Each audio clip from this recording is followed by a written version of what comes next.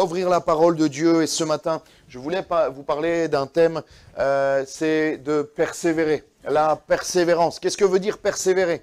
Persévérer, on va le lire ensemble, déjà dans la parole de Dieu et dans le dictionnaire également, et le dictionnaire biblique qui nous parle de la persévérance, de continuer malgré tout, de ne pas s'arrêter, de continuer et de ne pas s'arrêter, de ne pas ralentir et de ne surtout pas s'asseoir et de rester là comme au bord du chemin. On a cette image aussi du sprint, du marathon, des courses qu'on a comme ça, mais je crois que la vie chrétienne est plus qu'un sprint, elle est un marathon. Alléluia. Elle est une longue course que le Seigneur nous invite à gagner, non pas contre le frère et la sœur, certains l'ont cru et le croient, mais notre course et notre seul ennemi, c'est même pas l'ennemi, c'est nous-mêmes. Parce que l'ennemi, il a été vaincu à la croix. Notre chair, il faut qu'on puisse la vaincre également. Et on va lire un texte dans Hébreux 10, 35. Et je me disais, je suis désolé Esther, je ne t'ai pas donné les textes. J'ai hésité avec ce thème, persévérance et assurance. On aurait pu mettre ça comme thème, persévérance et l'assurance. Persévérance dans l'assurance. Parce que sans l'assurance, nous ne pouvons pas persévérer. C'est ce que l'on va lire dans Hébreux 10, 35, pour ceux qui ont la parole de Dieu. Les autres, ça c'est affiché sur l'écran. N'abandonnez pas, donc pas votre assurance, à laquelle est attachée une grande rémunération, car vous avez besoin de persévérance, afin qu'après avoir accompli la volonté de Dieu, vous obteniez ce qui vous est promis. Encore un peu de temps, celui qui doit venir viendra. Il ne tardera pas. Et mon juste vivra par la foi, mais s'il se retire, mon âme ne prend pas plaisir en lui. Nous ne sommes pas de ceux qui se retirent pour se perdre, mais de ceux qui ont la foi pour sauver leur âme. Amen. N'abandonne donc pas ton assurance. Verset 35, n'abandonnez donc pas votre assurance, n'abandonne pas ton assurance. Il faut persévérer. Quand on est enfant de Dieu, quand on est chrétien, on s'enclenche et on se met dans un processus une marche avec le Seigneur qui débute jusqu'au jour même, avant même notre baptême, le jour où l'on donne notre vie au Seigneur et jusqu'au jour où notre Seigneur va venir nous chercher, ou au jour où l'on mourra ici-bas. Et nous devons avoir cette assurance et persévérer dans cette assurance. Sans ton assurance, non pas en toi, mais dans le Seigneur, nous ne sommes rien. Notre assurance est notre carburant pour alimenter le fait de persévérer. Nous ne pouvons pas persévérer comme ça. Les gens ne peuvent pas persévérer même dans la vie de tous les jours sans avoir un but, sans avoir un objectif, sans avoir une motivation. Nous sommes capables de persévérer uniquement quand nous avons un objectif. Et notre objectif, c'est une assurance pleine et entière dans le Seigneur Jésus-Christ. Car vous avez besoin de persévérance, la Bible nous dit. Nous avons besoin de persévérer. La persévérance, j'aimerais vous dire quelque chose d'important et qui va résumer une grande partie de ce message. La persévérance dans la vie chrétienne est un choix. La persévérance est un choix. La persévérance n'est pas quelque chose d'inné, quelque chose héréditaire qui nous tombe dessus comme ça. Et il y en a qui sont persévérants et il y en a qui ne le sont pas. La persévérance se choisit. Tu dois choisir de persévérer dans ta vie chrétienne. Tu dois choisir de continuer de marcher avec le Seigneur. J'ai envie de dire, ça te demande un effort. Ça te demande de te concentrer, de faire un effort pour rester accroché au Seigneur. Je compare souvent la vie chrétienne avec une nage. On a besoin de rester à la surface. Il suffit juste de ne rien faire pour couler. Mais pour rester à la surface, pour rester avec le Seigneur, au-dessus des épreuves, au-dessus du péché, nous avons besoin d'être en mouvement, nous avons besoin de nager et pour rester à la surface. Un instant où tu t'arrêtes, tu es capable de couler. Nous devons persévérer. Le Seigneur nous appelle à persévérer. Vous obteniez ce qui vous est promis dans le texte que l'on a lu, ou nous ne sommes pas de ceux qui se retirent pour perdre. Soit tu obtiens ce qui t'est promis, c'est-à-dire la vie éternelle en Jésus-Christ, et même les bénédictions que Dieu nous a promis ici-bas. Ou soit la Bible nous dit que tu es de ceux qui se retirent et donc tu perds. C'est-à-dire que déjà nous pouvons perdre notre salut, on y reviendra dessus.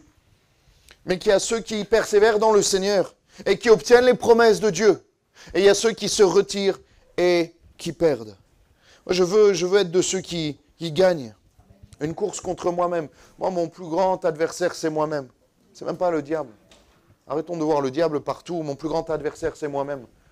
C'est mon égoïsme, ma fainéantisme.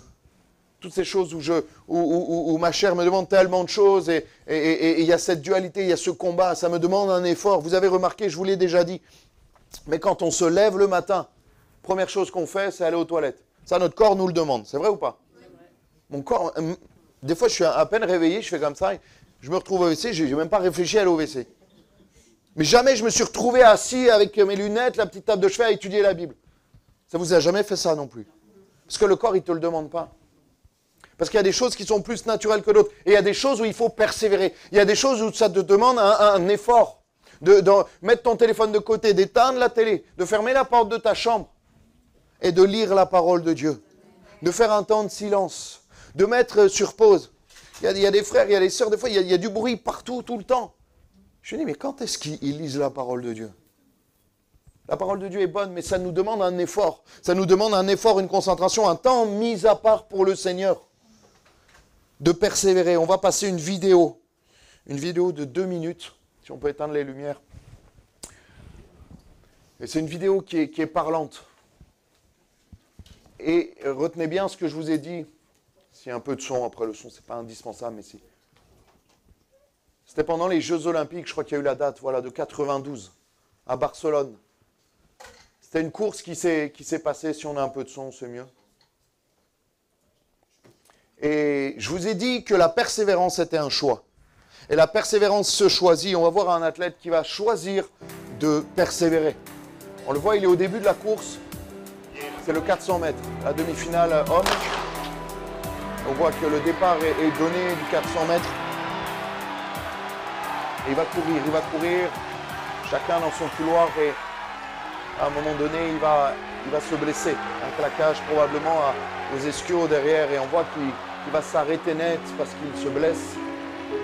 Et les autres continuent, les autres passent devant et il avait des chances, il était bien parti et tout s'est arrêté à un moment donné. Il s'est arrêté parce qu'il y a eu une épreuve et à un moment donné, tout le stade va se mettre à l'applaudir et il va persévérer. Il choisit de persévérer. Ça devait être un moment phénoménal, un moment incroyable. Et là, il y a son papa qui va venir l'aider. Les stadiers, ils vont lui dire non, non, mais monsieur, il n'y a pas le droit. Il va le... Reste tranquille, c'est ma fils.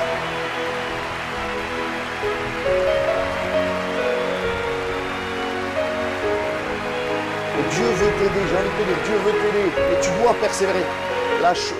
Il ne peut pas t'aider à finir la course si toi t'es arrêté et que tu ne souhaites pas continuer. Mais il peut t'aider si toi tu te relèves et que tu continues. Même si c'est dur, même si tu pleures, même si, regarde, il se touche la cuisse, il a probablement très mal. Mais il va poursuivre et il va passer la ligne d'arrivée. Et c'est ça qui est impressionnant et c'est ça qui compte avec la marche avec le Seigneur. Nous devons persévérer. Amen. On réalise cela et la persévérance est un choix. Si on peut juste rallumer peut-être. La persévérance, les frères et sœurs, c'est un choix. Tu choisis. Le Seigneur va t'aider. Le Seigneur veut t'aider. Mais c'est à toi de te relever. C'est à toi de dire, Seigneur, je veux persévérer. Le Seigneur ne peut pas persévérer pour toi. Le Seigneur va t'aider dans ta persévérance. Le Seigneur t'a tout donné pour persévérer. Le Seigneur est là, j'ai envie de dire, prêt à t'aider, prêt à te relever, prêt à te dire, mon enfant, je vais t'aider, je vais t'accompagner. Je vais prendre ton bras, je vais t'accompagner, je vais te prendre par la main, je vais te relever si tu es tombé. Mais si tu veux persévérer, si tu veux persévérer, si tu choisis de persévérer dans la Bible, on va lire 2 Timothée 4,6 et on va s'arrêter sur le thème, sur le mot persévérer. 2 Timothée 4,6. Car pour moi, je sers déjà de libation et le moment de mon départ approche. J'ai combattu le bon combat, j'ai achevé la course, j'ai gardé la foi, alléluia. Désormais la couronne de justice m'est réservée. Le Seigneur, le juste juge, alléluia, me la donnera dans ce jour-là, et non seulement à moi, mais encore à tous ceux qui auront aimé son avènement. Amen. Ça veut dire que la course, mon frère, ma sœur, il n'est pas contre celui qui est à gauche ou à droite de toi. Il est contre toi-même. Parce qu'il y aura autant de médailles, autant de couronnes que d'arrivées. Ce n'est pas comme la première année de médecine où tout le monde se tape dessus pour être dans les 100 premiers. Ce n'est pas comme les témoins de Jéhovah pensent. que les 144 000 ou 142, 144 seront sauvés. Chacun peut être sauvé. Le ciel, il y a de la place, vous n'en faites pas pour ça. S'il faut l'agrandir, Dieu l'agrandira. Je pense qu'il sera infini de toute façon. Vous voyez ce que je veux dire? Il faut réaliser que nous devons persévérer, combattre le bon combat. Et là, c'est Paul qui parle à un jeune frère dans le service. Il va lui dire, mais combat le bon combat, parce que moi j'ai combattu le bon combat. J'ai achevé la course, la couronne de justice m'est réservée. Tu es le seul, j'ai envie de dire, chacun a sa propre course. Chacun a sa propre course. On n'est pas comme les autres à se dépasser ou pas, c'est pas comme ça. Mais nous avons une course contre nous-mêmes. Le terme persévérer dans la parole de Dieu qu'on a lu, rester, ça veut dire rester, demeurer, ne pas s'éloigner ou s'enfuir. Premièrement, c'est conserver dans les épreuves et dans les peines, maintenir sa foi en Christ. Deuxièmement, endurer, supporter bravement et calmement les mauvais traitements. Il y a aussi cette notion de constance, de persévérance, d'endurance. Ne pas dévier ni à gauche ni à droite. Nous devons persévérer dans le chemin du Seigneur. Amen. La persévérance est l'addition de la volonté et de la solidité. On doit avoir et la volonté et la solidité. La solidité et la volonté sont les deux ingrédients pour pouvoir persévérer. Et des fois, il en manque un. Et c'est compliqué de pouvoir persévérer. La persévérance est une volonté. Si tu ne veux pas persévérer, personne ne te forcera à persévérer. C'est un choix personnel. C'est une détermination. Je choisis de persévérer. Personne ne t'a forcé ce matin d'être là. Tu as choisi de mettre ton réveil. Tu as choisi de prendre ta voiture. Tu as choisi de venir auprès du Seigneur. C'est un choix personnel. C'est un choix, et c'est pour ça que nous devons être sérieux dans notre choix, de persévérer, de continuer à choisir le Seigneur de tout notre cœur. Alléluia. Parce que c'est le meilleur des choix. Parce que c'est le choix le plus important que nous ayons à faire. Alléluia. Est-ce que vous voulez persévérer avec le Seigneur? Persévérer dans la vie de l'Église, dans la sanctification, dans la consécration. Persévérer avec le sérieux que le Seigneur nous a donné et nous donne. Déjà, c'est la volonté. Dans le mot persévérance, il y a cette notion de continuer, de maintenir, de ne pas dévier. Et comme je vous l'ai dit, la persévérance est avant tout un choix. Ce n'est pas un don de Dieu, la persévérance. Ce n'est pas inné. On ne l'obtient pas à la naissance, on ne tombe pas dedans quand on est petit, la persévérance. On choisit de persévérer ou d'abandonner. La Bible dit dans le texte qu'on a lu de base, de ceux qui décident de se perdre, de laisser, de perdre, d'abandonner. La foi en Jésus est premièrement un choix, une volonté. Et parce que nous avons choisi de suivre Christ, nous devons persévérer. Nous devons avoir cette volonté de persévérer. Qu'est-ce qui pourrait abîmer notre volonté à persévérer? Deux choses principales pourraient nous empêcher et abîmer notre volonté à persévérer. Le fait d'être converti depuis des années. Vous savez, le temps qui est là. Et moi, je me réjouis, comme il y a 2 semaines, de voir un pasteur comme M. Saez qui arrive aux alentours des 70 ans et qui a toujours cette flamme pour le Seigneur. Moi, un de mes modèles, c'est Jean Verdier, Samy Musard. Samy Musard, 88 ans. Dès qu'il y a les premières notes, il se lève, il est droit comme ça, il chante, il prêche de tout son cœur. Dans sa tête, dans son cœur, c'est un adolescent de 17 ans qui a rencontré le Seigneur la semaine dernière. Il y a cette fraîcheur. Mais quel est son secret? C'est qu'il a persévéré pendant ces années, pendant toutes ces années, 50 ans, 60 ans, j'en sais rien, de conversion, où il a décidé de persévérer. Et il y en a, au bout de quelques années, ils sont comme complètement secs à l'intérieur d'eux. Laisse-toi rafraîchir par la puissance du Saint-Esprit. Pour pouvoir persévérer, on a besoin de la puissance du Saint-Esprit. On a besoin de cette source qui vient de Dieu. Comme dans ces moments-là qu'on a passés dans la louange, dans l'adoration, dans la prière, les mercredis, les vendredis, où on est rassasié. Je crois que vendredi, vous avez eu un bon moment. J'étais là, j'écoutais en direct. Je me dis, mais ça fait du bien. Ça nourrit notre âme. Ça nous aide à persévérer, à nous accrocher. Et on a besoin d'avoir cette vie d'église qui va nous aider à persévérer. Comme dans les actes, on voit, il y a acte 2, il y a la Pentecôte, on le connaît. Mais dans les autres chapitres qui poursuivent et qui suivent acte 2, il y a d'autres temps de rafraîchissement, d'autres temps de Pentecôte, et notamment certains qui sont avec les mêmes personnes qui étaient à la Pentecôte. Tu as besoin de constamment être rafraîchi par le Saint-Esprit. Ça va, je vous sens endormi. Ça va, vous êtes là? Tu as besoin d'être endormi. Non, tu as besoin d'être réveillé par le Saint-Esprit, déjà, et d'être rafraîchi. Une fois que tu es réveillé, sois rafraîchi. Sinon, je prendrai le jet là, pour remplir le baptistère et je ferai comme ça. On a besoin d'être constamment. Parce que le temps peut avoir un effet néfaste. Et il peut nous amener au deuxième point que je voulais voir avec vous sur la volonté qui peut s'habituer et qui peut erroner notre persévérance, c'est la religiosité. Liée au temps notamment. Le fait de tous les dimanches, tous les vendredis, tous les mercredis, avoir notre réunion, nos petites habitudes, nos 3 chants avant, nos 2 chants après, notre Sainte Seine, puis on en reprend. J'aime bien chambouler les choses. Moi, j'ai horreur des mauvaises habitudes comme ça qui nous sclérosent. Je m'ennuie très vite. Je me lasse, je m'habitue très vite aux choses. C'est pour ça que des fois, vous me prenez un peu pour une tornade, mais j'ai besoin, c'est pas grave, le Seigneur me l'a donné. Mais on a besoin de constamment être rafraîchi, de constamment, j'ai envie de dire, pas changer pour changer, mais ne pas nous habituer. Quand j'étais dans une église, mon pasteur président qui avait commencé par la prédication, il y avait une sœur qui s'était offusquée. Ne soyons pas religieux, les amis. Et frères et sœurs, ne soyons pas religieux. Dieu n'a pas établi dans le chant, la Sainte Seine, la prédication. Dieu nous a laissé libres d'organiser les choses dans de la bienséance, l'organisation. Mais Dieu ne nous a pas laissé libres. Mais nous avons cette fâcheuse tendance à devenir religieux. Moi le premier. J'avais une 20aine d'années, jeune converti. J'étais au Danemark pour mes études et j'avais trouvé une église. Mais elle était le dimanche à 15h. Je vous promets que j'y suis allé. Je me dis, pourquoi ils mettent leur culte à 15h? C'est pour dormir. Ils sont charnels. Et j'avais 20 ans, je pensais tout savoir, un peu orgueilleux. Et j'y suis allé un peu avec ce cœur comme ça. Et je me suis dit, mais plus j'ai traversé toute la ville en vélo, donc j'étais encore plus fatigué, plus énervé. Le Seigneur m'a montré que ce n'était pas l'heure qui était importante, c'était le cœur. Et là, j'ai rencontré une église avec un cœur immense. Ils m'ont accueilli comme dans leur propre famille. Et là, j'ai pu grandir avec le Seigneur. Ça a été un tournant incroyable dans ma foi et dans ma relation avec le Seigneur. Dieu a utilisé puissamment cette église à 15h, qui était au-dessus d'un supermarché. Des bureaux la semaine, ils enlevaient les chaises et ils faisaient leur église. Je me dis, mais c'est quoi? Tu rentres dans le supermarché, tu prends le côté des bureaux, tu as une église. Mais il y avait la présence de Dieu, les amis. Même à 15h, même en haut du supermarché. Enlevons cet esprit de religiosité, d'habitude, de routine.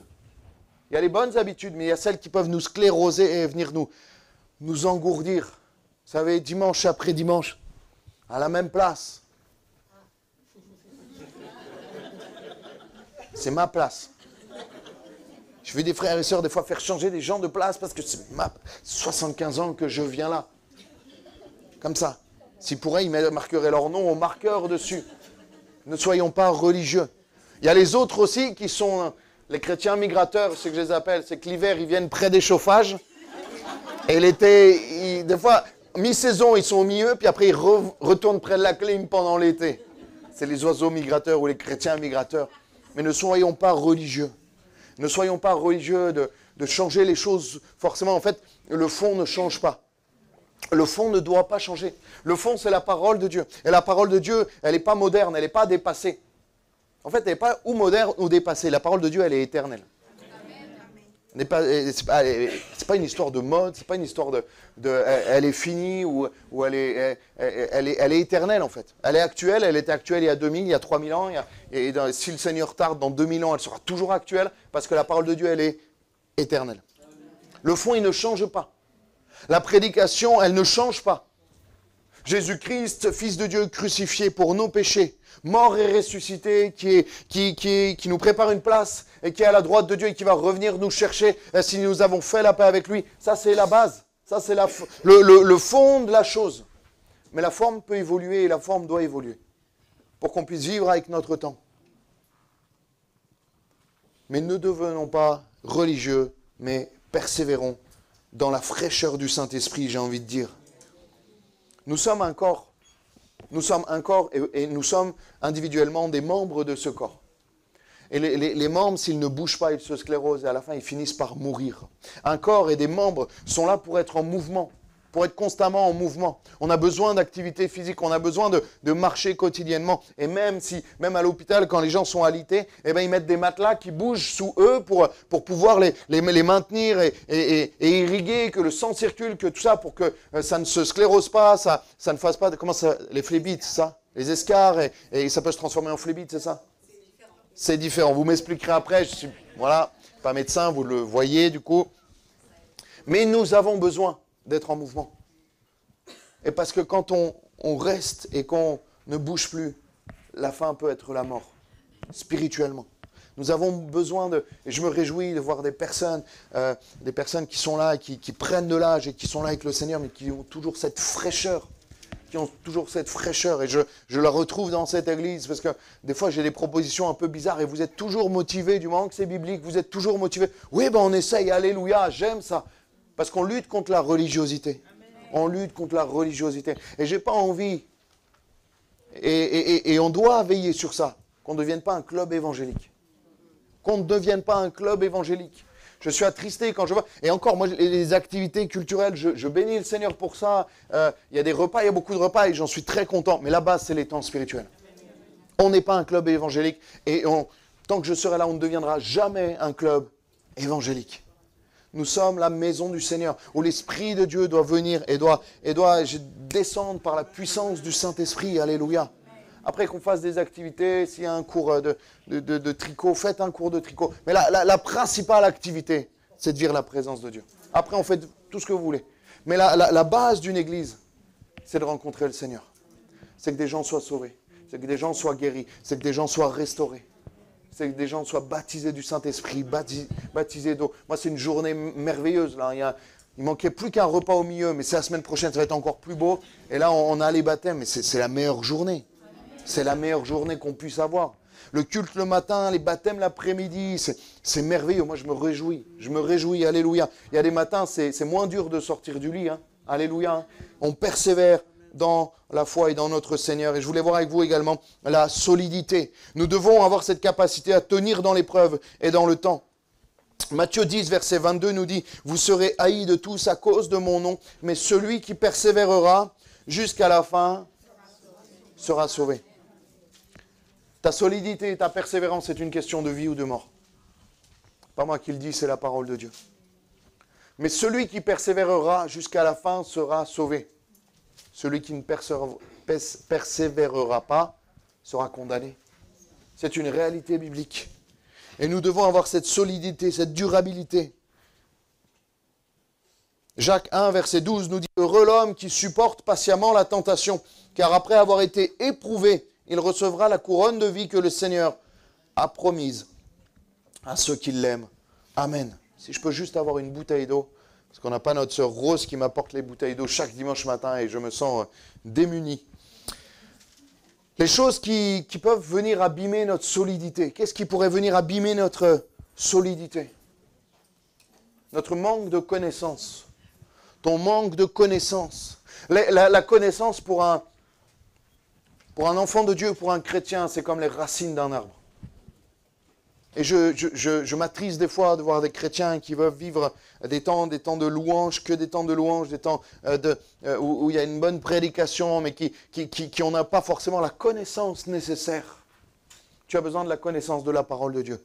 Tu as besoin de ne pas lire la parole, de manger, de digérer, d'étudier la parole de Dieu.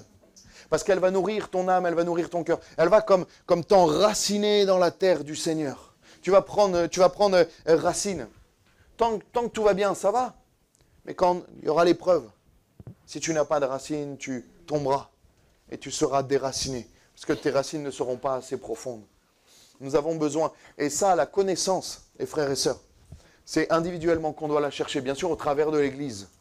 Mais c'est individuellement qu'on doit le chercher. La présence de Dieu, on est là, on prie les uns pour les autres. Mais la connaissance, c'est à toi de faire cette démarche, de chercher dans la parole de Dieu, d'écouter quand il y a les enseignements, de prendre des notes, de chercher, de vérifier, de réécouter. On a ce luxe d'avoir les prédications sur YouTube qui sont enregistrées, de les réécouter, de mettre sur pause, d'étudier les textes, de me poser des questions si tu as besoin. On a besoin de ces choses-là pour s'enraciner dans le Seigneur. Ton manque de connaissance te rend fragile. Et comme j'ai envie de dire, comme ce coureur qui est mal préparé. Comme ce coureur qui est mal préparé, merci Pascal, et qui va se claquer. Le claquage, c'est un problème musculaire, c'est le muscle qui lâche, peut-être à cause de l'échauffement qui n'a pas été assez bon, ou à cause de l'entraînement, ou une blessure, ou alors il a trop forcé sur le muscle. Mais si tu t'entraînes, le jour de la course, tu ne te claqueras pas. Et nous avons besoin d'avoir cette solidité dans le Seigneur. Jacques 1, 25 nous dit, mais celui qui aura plongé les regards dans la loi parfaite, la loi de la liberté, et qui aura persévéré. La notion d'enseignement et de persévérance. N'étant pas un auditeur oublieux, mais se mettant à l'œuvre, celui-là sera heureux dans son activité. Amen. Nous ne devons pas être des auditeurs oublieux. Nous devons nous nourrir de la parole de Dieu. Lis ta Bible avec un surligneur. Lis ta Bible avec un carnet à côté. Si tu le peux, achète une Bible spéciale pour écrire à côté. Étudie la parole, mange la parole. Soit là avec ton stabilo, avec un stylo, avec un carnet à côté pour essayer de sortir des pépites de la parole de Dieu. La Bible est une mine d'or. La Bible est une mine d'or. Et toi, tu sors rien. Moi, quand je vais dans une mine d'or, j'y vais avec une pioche et je sors le plus possible d'or que je peux. Toi, quand tu lis dans la parole de Dieu, essaye de sortir des choses. Marque, étudie. Les frères et sœurs, vous avez des concordances dans vos Bibles. Maintenant, il y a des Bibles vraiment pas chères qui ont des concordances. Vous regardez le verset, ça vous renvoie à un autre verset. Et ça va vous donner des racines dans le Seigneur qui vont vous permettre de tenir sur le long terme. La connaissance est indispensable pour être solide. Également, ce qui pourrait affecter notre solidité dans le Seigneur, c'est le péché. Le péché vient nous fragiliser, vient nous rendre faibles. Le péché pour le chrétien est comme encore cette blessure pour le coureur qui est là, comme se blesser. Et si on soigne mal les blessures, ça peut s'infecter et avoir des conséquences encore plus graves. Et on ne peut plus recommencer à s'entraîner et à courir, j'ai envie de dire. Et le péché peut t'éloigner de la course et de la ligne d'arrivée avec le Seigneur. Le péché que tu maintiens dans ta vie ou dont tu n'arrives pas à te séparer peut t'éloigner du Seigneur et te rendre poreux et te rendre friable et faible à la fin. J'ai eu l'expérience dans un appartement où j'étais d'une fuite d'eau. Le péché est comme une fuite d'eau. Si tu retiens ça, c'est pas biblique, mais c'est la parabole selon Samuel. Je ne sais pas ce que ça vaut, ça vaut ce que ça vaut. Et on a eu des infiltrations sur la fenêtre. On était au premier étage, il y avait encore un étage au-dessus, c'était une maison de 3 niveaux, donc 0, 1, 2. Et sur la fenêtre, tout a commencé comme une fuite, mais en façade, il n'y avait rien. Et en fait, la fuite venait du dernier étage. Mais en haut, il n'y avait aucune fuite. La fuite s'est vraiment infiltrée sur les côtés et est venue jusque dans l'appartement où j'étais et a tout endommagé la fenêtre. Et mon voisin à l'étage, il n'a rien eu. Mais la fuite a complètement pourri même la charpente de la maison. Il y a toute une poutre qui a dû être un chevron qui a dû être changé. Parce que ça s'est infiltré pendant des semaines, pendant des mois, pendant des années. Et c'est venu tout pourrir. Et le péché veut tout pourrir dans ta vie. Le péché va tout pourrir dans ta vie si tu ne le traites pas à la racine. Et en fait, la racine, c'était quoi? C'était un Vélux qui fuyait. Traite le péché à la racine. Traite le péché à la source pour qu'il n'y ait pas d'infiltration, pour qu'il n'y ait pas de pourriture et que tu puisses être solide dans le Seigneur. Amen. Pas de persévérance sans espérance. Tu ne peux pas persévérer si tu n'as pas cette assurance de qui tu es en Jésus-Christ et de qui il est pour toi. Est-ce que tu sais qui est Jésus pour toi? On va le refaire. Je bois un coup et je vous laisse vous préparer. Est-ce que tu sais qui est Jésus? Est-ce que tu sais ce que tu es en lui? Est-ce que tu sais, c'est quoi l'espérance dont nous parle le Seigneur et dont je vous parle ce matin? C'est quoi l'espérance? De le voir, mais c'est la vie éternelle. Notre espérance ici-bas, c'est la vie éternelle. Notre carburant, c'est la vie éternelle. C'est l'espoir, c'est l'espérance que Jésus nous prépare une place. Est-ce que vous le croyez de tout votre cœur? Amen. C'est ça ce qui nous fait tenir, ce qui nous fait avancer. On le lit dans Romains 5, verset 1. Étant donc justifiés par la foi, nous avons la paix avec Dieu pour notre Seigneur Jésus-Christ, à qui nous devons d'avoir eu par la foi accès à cette grâce dans laquelle nous demeurons fermes et nous nous glorifions dans l'espérance de la gloire de Dieu. Nous nous glorifions dans l'espérance de la gloire de Dieu. Bien plus, nous nous glorifions même dans des afflictions, sachant que l'affliction produit la persévérance. La persévérance, la victoire dans l'épreuve, et cette victoire, l'espérance. Or, l'espérance ne trompe point parce que l'amour de Dieu est rendu dans nos cœurs par le Saint-Esprit qui nous a été donné. Sans l'espérance que nous avons en Jésus-Christ, il est impossible de persévérer. Sans l'espérance que nous avons en Jésus-Christ qui est inscrite dans nos cœurs, on doit avoir cette espérance de la croix, que nos péchés sont pardonnés. On doit avoir cette espérance que nos péchés sont pardonnés. La croix doit être incrustée, doit être gravée dans notre cœur, alléluia. Elle doit être tatouée, elle doit être là, alléluia. Est-ce que tu as cette espérance? Je ne sais pas si c'est la chaleur, peut-être ouvrir les fenêtres, je vous sens mou là. Je vous laisse 5 jours, je vous récupère, vous êtes comme ça. Là. Pourtant, Sébastien, il avait le feu là vendredi. C'est en s'appuyant sur les promesses qu'il nous a faites que nous pouvons avoir cette espérance et donc cette persévérance. La Bible nous dit dans également toujours ce livre de Romains, qui est un livre merveilleux, Romains 8, 25, ce n'est pas elle seulement, mais nous aussi, qui avons les prémices de l'Esprit. Nous aussi, nous soupirons en nous-mêmes en attendant l'adoption, la rédemption de notre corps, car c'est en espérance que nous sommes sauvés. Or, l'espérance qu'on voit n'est plus espérance. Ce qu'on voit, peut-on l'espérer encore? C'est-à-dire, si on voit les choses, c'est plus une espérance. Nous, notre patrie, on l'a vu la semaine dernière. C'était quoi le thème la semaine dernière? Ambassadeur. Il y en a 2 qui étaient là. Les autres, c'est tout des nouveaux. Donc, tu iras, vous irez saluer les nouvelles personnes qui sont là. Et on vous souhaite la bienvenue en Jésus-Christ. J'aime vous taquiner, vous le savez. Verset 25. Mais si nous espérons ce que nous ne voyons pas, nous l'attendons avec persévérance. Moi, je n'ai jamais vu le ciel. J'ai jamais vu ma maison céleste. Je ne l'ai jamais vue. Mais je l'espère de tout mon cœur. Parce que je sais que je peux m'appuyer dessus parce que Dieu me l'a promis. Alléluia. Nous l'attendons avec persévérance. L'attente du Seigneur, ce n'est pas comme quand tu attends le bus. Tu as besoin de persévérer. Tu as besoin de persévérer. Je vois trop de chrétiens, comme à l'arrêt de bus, qui sont comme ça et qui attendent. Tu as besoin de persévérer parce que si tu attends l'espérance de la gloire de Dieu, comme tu attends le bus, tu ne tiendras pas, mon frère, ma soeur. Tu as besoin de persévérer. La foi chrétienne est un combat. La foi chrétienne est une nage. Tu as besoin de persévérer, de fournir un effort pour t'accrocher au Seigneur. 4e partie et dernière partie que je voulais voir avec vous ce matin, c'est la délivrance avec la persévérance. La délivrance est indissociable. Et la délivrance vient à la fin de la persévérance. On persévère toujours.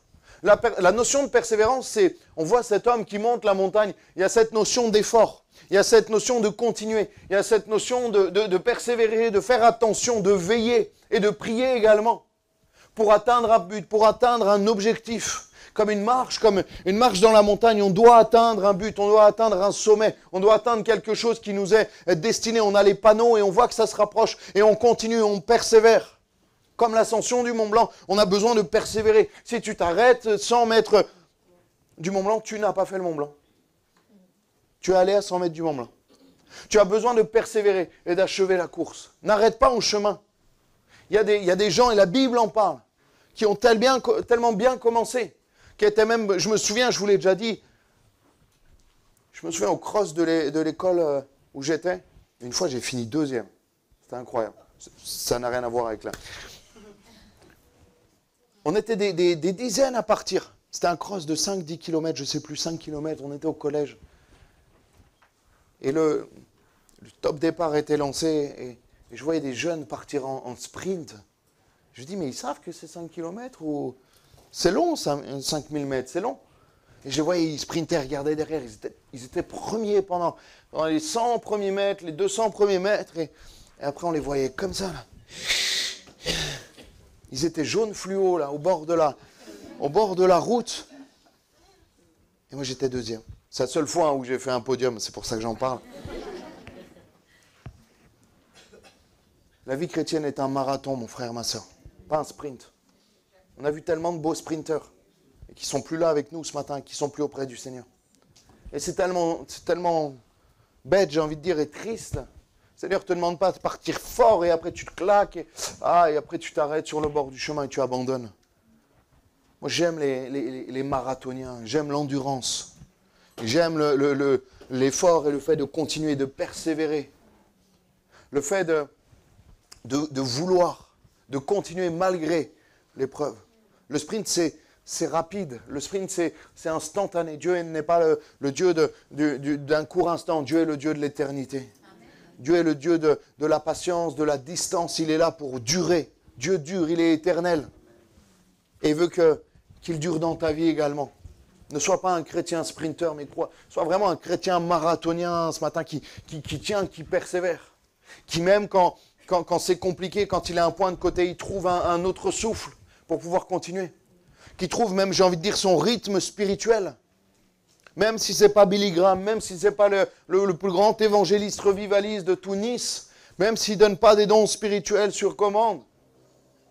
Moi, j'aime les chrétiens qui persévèrent et qui sont là comme... Peut-être qu'il y a des progrès, ils vont de progrès en progrès, mais des progrès, il n'y en a pas beaucoup, mais ils ont une solidité dans le Seigneur.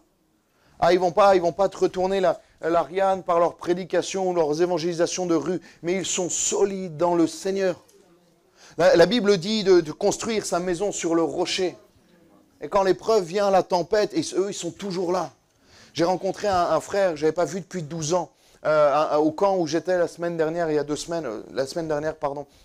Florent, il est vraiment un homme de Dieu, il est simple, il prêche de temps en temps dans l'église, mais vraiment il ne se prend pas pour un Américain, il est vraiment rempli de simplicité. J'aime cet homme, il m'inspire beaucoup.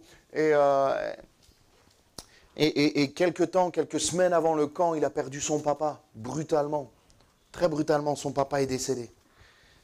Et il était là quelques semaines après, il m'a dit, je me suis posé la question de savoir si je faisais ce camp. Et après, je me suis rappelé que le plus important, c'est que ces ados découvrent la grâce de Dieu. Il est solide. Bien sûr que ça l'a affecté, bien sûr que ça l'a éprouvé. Mais il est solide dans le Seigneur. Es-tu solide dans le Seigneur? Est-ce que, malgré les épreuves, tu es là? Il y en a qui tiennent dans les tempêtes. Il y en a qui tiennent parce qu'ils sont enracinés dans le Seigneur. Ils sont enracinés dans la connaissance. Alors, ils ne vont peut-être pas te faire des études sur l'Apocalypse.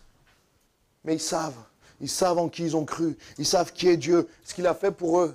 Ils savent qu'il ne les abandonnera jamais. Est-ce que tu sais? Est-ce que tu peux t'appuyer sur ces choses-là?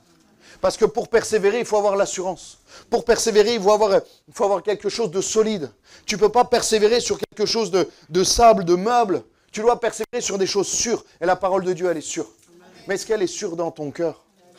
Est-ce qu'elle est sûre dans ton cœur? Est-ce que quand tu lis la parole de Dieu, moi je suis émerveillé.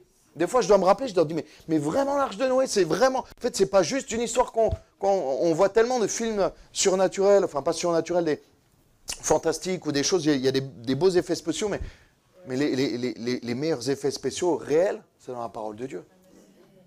Est-ce que tu as cette espérance que toute la parole de Dieu est la vérité? Est-ce que tu as cette assurance que toute la parole de Dieu a été inspirée de Dieu?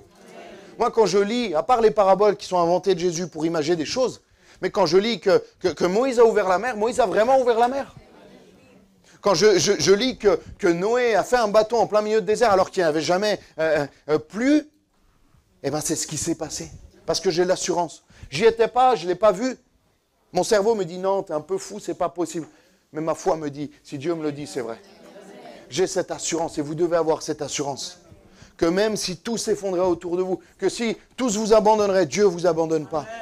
Et que rien ne peut vous séparer de l'amour de Dieu manifesté en Jésus-Christ. Est-ce que tu as cette assurance dans ton cœur? Est-ce que tu crois? Est-ce que si tu ne crois pas, je te le dis avec beaucoup d'amour, mais beaucoup de vérité, si tu ne crois pas, si tu n'as pas cette assurance, tu ne tiendras pas. Et malheureusement, je te le dis avec amour et un peu de tristesse aussi, beaucoup même, on ne te reverra pas là-haut si tu n'as pas cette assurance. Parce que tu ne tiendras pas. Parce que les temps qui vont venir vont être des temps terribles. On va être éprouvé en tant que chrétien. On va être éprouvé dans notre foi. Et si tu as déjà du mal à tenir avec ton église ouverte, avec le groupe de louanges, avec des prédications, avec toutes ces choses, le jour où on nous ferme les églises, tu fais comment? Le jour où on ferme les églises, on va voir qui vraiment a cette assurance, qui vraiment a ses racines dans le Seigneur. Et j'ai peur de cette génération qui n'a plus de racines. Et on l'a vu pendant le Covid. On a vu les mamies, les papis, ils ont ressorti leur Bible, ils ont dit « Oh voilà, c'est dommage, mais moi j'ai le Seigneur, j'ai la Bible, la connexion, elle est directe. » Profite de l'église tant que tu l'as. Profite de l'église tant que tu l'as. Mais tu dois t'enraciner. Tu dois être quand même capable d'être autonome. Tant qu'il y a l'église, tu dois aller à l'église. La Bible le dit, la Bible est claire dessus. Mais tu dois avoir cette autonomie. J'ai envie de dire, s'il y a une coupure d'électricité, tu dois avoir ton électrogène chez toi. Tu dois avoir ta relation avec Dieu chez toi, en plus de l'église. Alléluia. Est-ce que je peux avoir un amen? Amen. Parce qu'il nous est parlé également. J'ai lu le texte dans Apocalypse 3.10, non, je ne crois pas. Je ne sais plus où j'en suis. Vous m'amenez sur des chemins de traverse. Apocalypse 3.10. Parce que tu as gardé la parole de Dieu, la parole de la persévérance en moi, je te garderai aussi à l'heure de la tentation. Et pour que Dieu nous garde à l'heure de la tentation, premièrement, nous, on doit garder sa parole. La parole de la persévérance en nous. C'est tellement beau ce texte. À l'heure de la tentation qui va venir sur le monde entier. C'est exactement ce que j'étais en train de dire, je n'avais même pas vu. Pour éprouver les habitants de la terre. Je viens bientôt. Retiens ce que tu as afin que personne ne prenne ta couronne. Moi, je partage tout. L'évangile, il se partage. L'évangile se propage. L'évangile, c'est un cadeau qui, quand tu fais ce cadeau, c'est le meilleur des cadeaux. Parce que quand tu fais ce cadeau, toi, tu as toujours le même cadeau. C'est comme une bougie. Le vœu, il se propage. Tu peux allumer avec une bougie, tu peux allumer 1 million de bougies. Tant qu'elle elle a du feu, c'est infini le feu, c'est merveilleux. Moi, ça m'a toujours émerveillé. Qui est émerveillé par le feu? On fera des rassemblements et on allumera des bougies. Mais non, on ne mettra pas le feu, Josias, t'inquiète. Mais moi, il y a une seule chose que je ne donnerai jamais. C'est mon salut. Jamais. Jamais. Tu peux me donner tout ce que tu veux. Que Dieu me garde de renier le Seigneur. J'aimerais, et je veux être capable. Et je prie pour être capable, que même si ma vie est en jeu, que je ne renie pas le Seigneur. Parce qu'il n'y a rien de plus important que notre salut.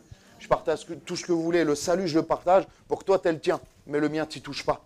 Parce que le mien, j'y tiens parce que je veux être dans la vie éternelle avec Jésus-Christ. Alléluia.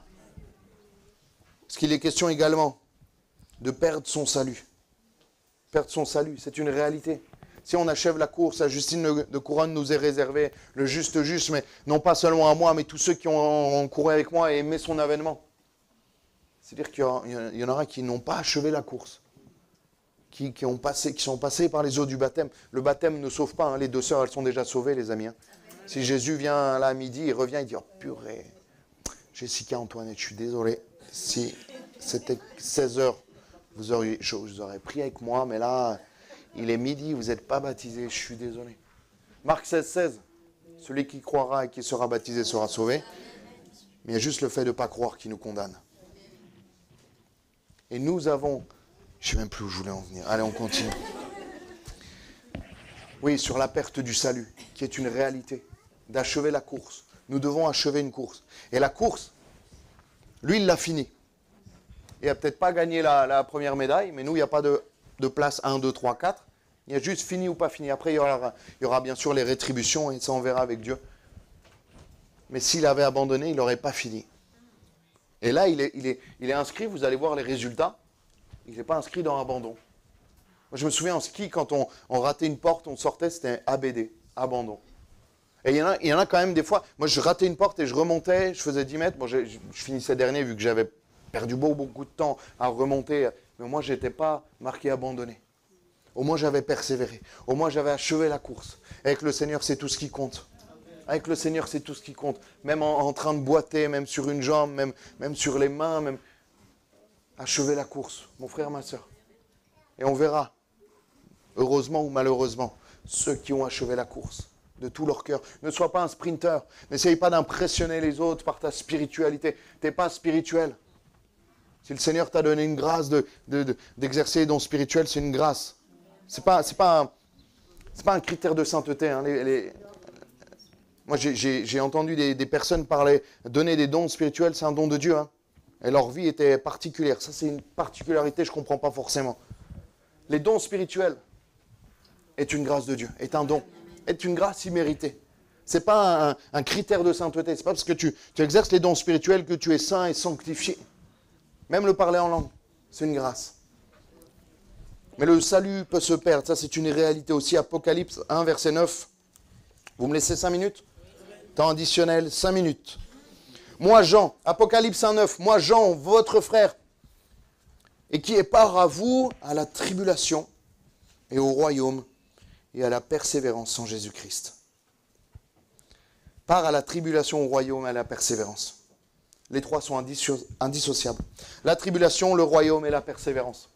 Et tu ne peux pas avoir le royaume sans la tribulation et sans la persévérance. Et Jean, vous savez, tu as mis la fin, c'est le même verset. Vous savez où il est? Vous le lisez? J'étais dans l'île appelée Patmos à cause de la parole de Dieu et du témoignage de Jésus. Vous savez ce que c'est l'île de Patmos? C'est une île grecque où Jean il a été déporté en fait. Il a été envoyé là-bas comme, j'ai envie de dire, Robinson Crusoe. Et il est mort là-bas. Il était en pleine tribulation. Quand il écrit ça, il sait de quoi il parle.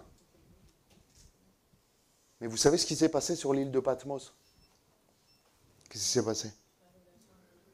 La révélation des révélations. La révélation de l'Apocalypse. Dieu va lui donner des visions. Dieu va l'emmener dans le ciel.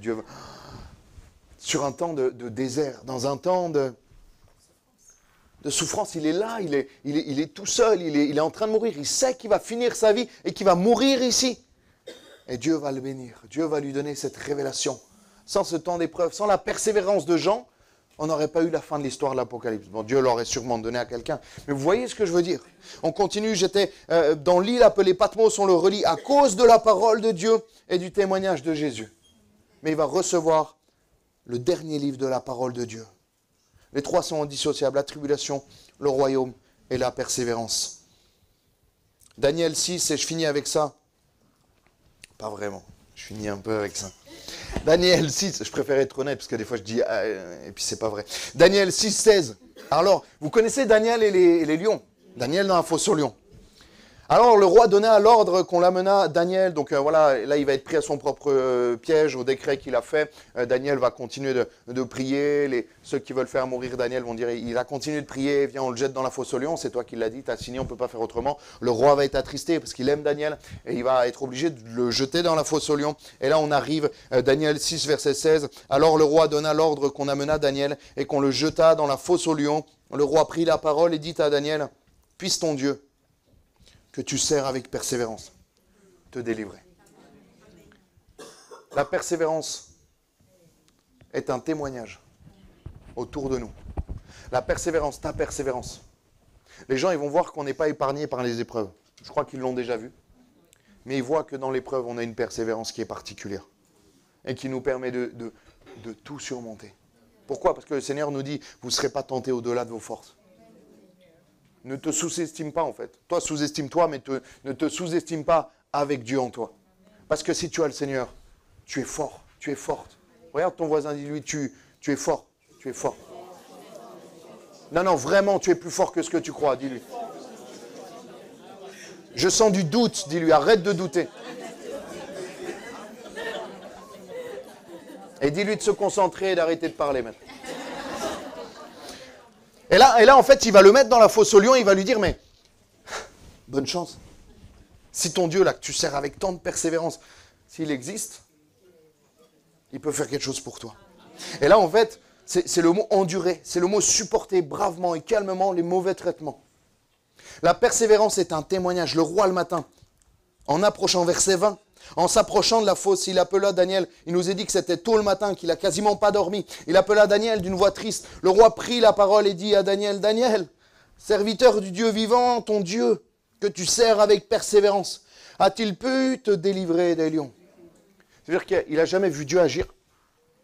Mais là même, la persévérance de Daniel, sans aucun résultat, a créé en lui une foi. Vous vous rendez compte? Parce que moi, un gars qui est dans la fosse aux lions, le matin, je ne vais pas voir. Je n'ai pas envie de voir ça. Parce que c'est un carnage. C'est-à-dire que le roi a commencé à croire. C'est-à-dire que le roi, la persévérance de Daniel, sans aucun résultat. Le roi, le Dieu de Daniel a quand même permis à Daniel d'aller dans la fosse aux lions. Mais ça va créer, ça va nourrir un climat de foi dans la vie du roi. Verset 26, le roi qui va voir que Dieu a sauvé Daniel, il va lui dire, j'ordonne que toutes dans l'étendue de mon royaume, on ait de la crainte et de la frayeur pour le Dieu de Daniel, car il est le Dieu vivant et il subsiste éternellement. Ah là là, alléluia, les frissons. Son royaume ne sera jamais détruit et sa domination durera jusqu'à la fin. C'est lui qui le délivre et qui sauve, qui opère des signes et des prodiges dans les cieux et sur la terre. Celui qui a délivré Daniel de la puissance des lions. Alléluia. La persévérance va produire l'action de Dieu dans ta vie et va te protéger. La persévérance a protégé Daniel et ses amis dans la fournaise ardente. C'est les persécuteurs de Daniel qui vont finir dans la fosse aux lions et la fin ne va pas être la même parce que leur Dieu n'est pas le même. La patience nous donne cette notion, c'est tellement important. Qui manque de patience comme moi? J'aurais dit comme moi, ils ont levé la main du coup. Je manque de patience. Mais Dieu est tellement plus patient que nous. Dieu, il a le temps, Dieu. Dieu, il ne comprend pas pourquoi on est pressé. Moi, c'est mon plus gros défaut, là, l'impatience, la précipitation. Je suis un éternel impatient. J'ai envie de tout de suite. Je suis un enfant qui voit une grosse sucette qui dit « Moi, je veux la sucette maintenant. » Oui, mais il faut attendre, elle reste une semaine. Non, je la veux tout de suite, en fait. Mais Dieu est patient. Et la persévérance, on ne peut pas avoir cette persévérance si on n'est pas patient. C'est indissociable. Toutes les plus belles choses qui s'obtiennent sur la terre, et encore plus dans le ciel, ne sont pas des choses instantanées.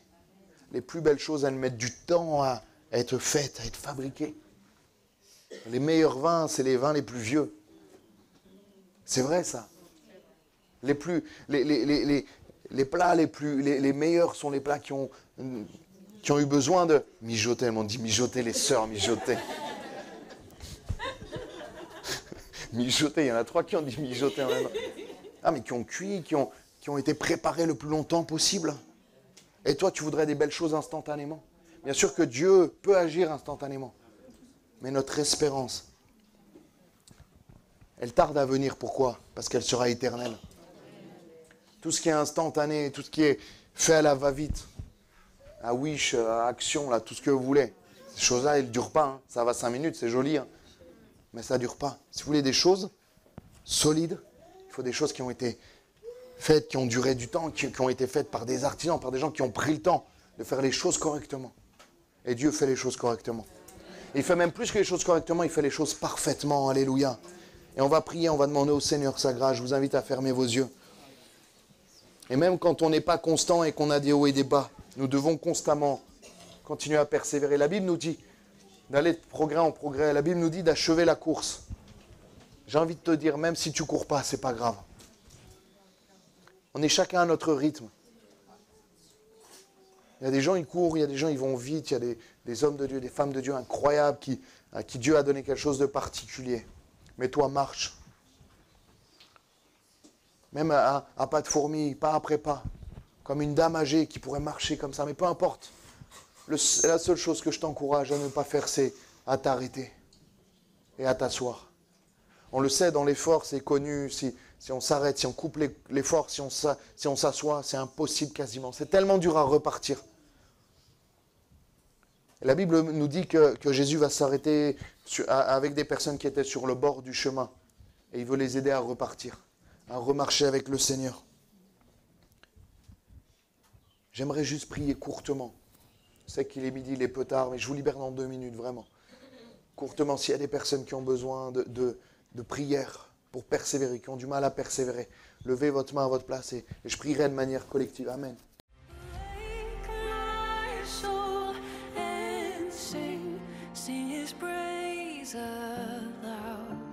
Sing his